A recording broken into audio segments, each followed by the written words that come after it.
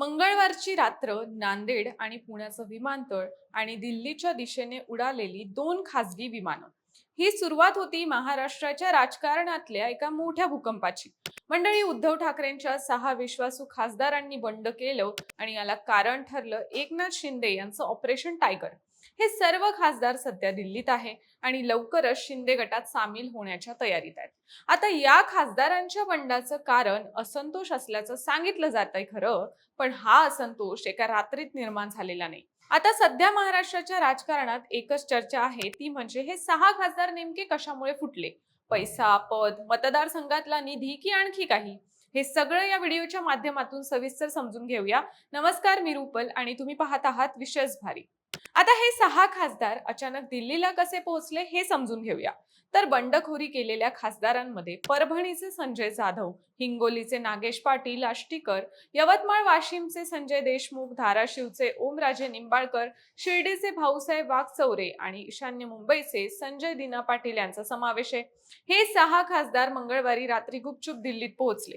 सूत्रांकडून मिळालेल्या माहितीनुसार खासदार ओमराजे निंबाळकर आणि इतर नेत्यांना दिल्लीला नेण्यासाठी पुणे विमानतळावर विशेष व्यवस्था करण्यात आली होती. खासदार श्रीकांत शिंदे यांच्या नावाने प्रायव्हेट जेट्स पुणे विमानतळावर सज्ज होते. माहितीनुसार ओमराजे निंबाळकर यांच्या दिल्ली दौऱ्याचा प्लॅन अत्यंत गोपनीय ठेवण्यात आला होता आणि काल दिवसभरात या विमानांच्या उड्डाणाच्या वेळेत तब्बल 3 ते 4 वेळा बदल करण्यात आला होता.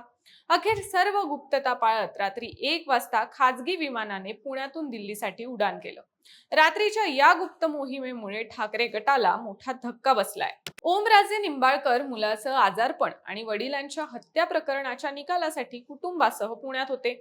आपण पुण्यातच असल्याची माहिती त्यांनी एबीपी माझाशी बोलताना दिली आहे. पण ओमराजे निंबाळकर कॅमेरापासून अंतर ठेवून असल्यानं पुण्यात की दिल्लीत हा संभ्रम वाढलाय. त्यात ठाकरे गटाचे खासदार संजय राऊत यांनी सोशल मीडियावर अत्यंत स्फोटक दावा केलाय. राऊतांच्या म्हणण्यानुसार फुटलेल्या प्रत्येक खासदाराला आधी 15 कोटी रुपयांचा ऍडव्हान्स दिला गेला होता आणि अंतिम किंमत प्रत्येकी 50 कोटी रुपये ठरली आहे. हा अर्थातच ठाकरे गटाचा आरोप आहे, पण आता चर्चेला मोठं खतपाणी मिळालंय. आता सर्वात महत्वाचं म्हणजे या खासदारांच्या बंडाला कारणीभूत ठरलेली कारणं कोणती, याविषयी जाणून घेऊयात. पहिलं कारण म्हणजे विधानसभा निवडणुकीतील पराभवानंतर वाढलेली अस्वस्थता. सकाळने दिलेल्या वृत्तानुसार विधानसभा निवडणुकीत अपेक्षित यश मिळालं नाही, पण पक्षाच्या नेतृत्वाला पराभवाच्या कारणांचं गांभीर्य नाही असं अनेक खासदारांचं मत होतं. याबरोबरच विरोधी पक्षात असल्यामुळे त्यांची राजकीय भूमिकाही मर्यादित झाली आणि त्यामुळे पक्षात अस्वस्थता वाढल्याचंही चित्र होतं. दुसरं कारण आहे स्थानिक स्वराज्य संस्थांच्या निवडणुकांचे निकाल.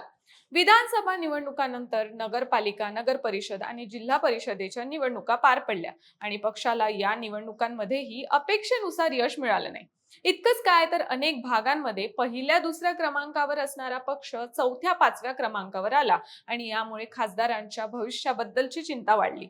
तिसरं आणि सर्वसामान्य मतदारांच्या दृष्टीने सर्वात महत्त्वाचं कारण म्हणजे विकास कामांचा निधी.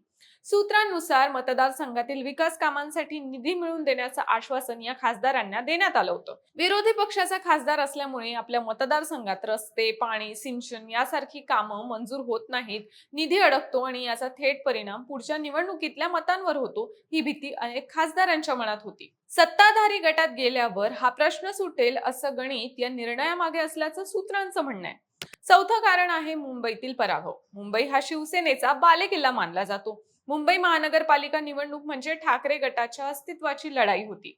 त्यांनी आपली पूर्ण ताकद पणाला लावूनही त्यांना निवडणुकीत अपेक्षित यश आलं नाही. ठाकरे गटाचे मुंबईत 3 खासदार असून आणि संघटन मजबूत असून सुद्धा या निकालाने खासदारांना विचार करायला भाग पाडलं. सकाळने दिलेल्या वृत्तानुसार नेतृत्व शैलीबद्दल असंतोष हे 5वं कारण आहे. काही खासदारांना वाटत होतं की पक्षप्रमुख उद्धव ठाकरे यांची पक्षाच्या भविष्याबाबत योग्य रणनीती नव्हती किंवा त्याबाबत ते हवे तितके आक्रमक नव्हते. त्यांच्यानुसार पक्षाला जन आंदोलनाची आणि तळागाळातील राजकारणाची गरज होती. 6वं आणि महत्त्वाचं कारण आहे एकनाथ शिंदे आणि श्रीकांत शिंदे यांचा वाढता प्रभाव.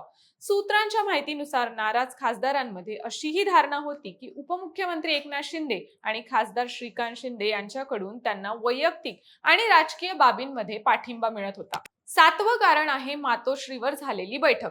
14 जूनला मातोश्रीवर खासदारांची बैठक बोलावण्यात आली होती, पण माध्यमांच्या माहितीनुसार 9 पैकी फक्त 5 खासदारच बैठकीला ऑनलाईन उपस्थित होते.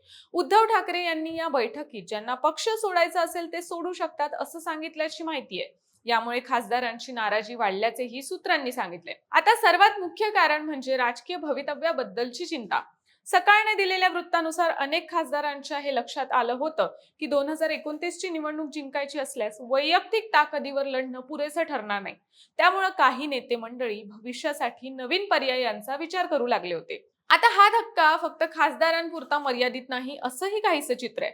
शिंदे गटातील एका मंत्र्याने दावा केला आहे की ठाकरे गटाच्या 20 आमदारांपैकी 16-17 आमदारही संपर्कात आहेत. म्हणजे ऑपरेशन टायगरचा पुढचा टप्पा आमदार फोडण्याचा असू शकतो अशी भीती ठाकरे गटात पसरली आहे. दुसरीकडे आदित्य ठाकरे यांनी मात्र या सगळ्या चर्चेला हवा दिली नाही. त्यांनी या वृत्तांना थेट फेटाळलं आणि या केवळ अफवा असल्याचं सांगितलंय. 19 जून हा शिवसेनेचा वर्धापन दिन आहे आणि त्याच दिवशी हे 6ही खासदार औपचारिकपणे शिंदे गटाच्या शिवसेनेत प्रवेश करतील अशी शक्यता वर्तवली जात आहे. पण काही सूत्रांच्या माहितीनुसार हे खासदार थेट शिंदे गटात विलीन न होता आधी स्वतंत्र गट म्हणूनच राहतील असाही एक नवा ट्विस्ट समोर आलाय. एकूणच काय तर निवडणुकीतील पक्षाची कामगिरी, पक्षांतर्गत नाराजी, संघटनात्मक आव्हाने, भविष्यातील राजकीय अनिश्चितता ही ठाकरे गटाच्या खासदारांमधील नाराजीची प्रमुख कारणं होती असं म्हणता येईल. आता महाराष्ट्राच्या राजकारणात ही फूट काय वळण घेते हे येणाऱ्या काही दिवसात कळेलच. बाकी तुम्हाला या फुटीविषयी, यामागच्या कारणांविषयी काय वाटतं हे आम्हाला कॉमेंट्समध्ये नक्की सांगा आणि विशेष भारीच्या YouTube चॅनलला सबस्क्राईब करायला विसरू नका.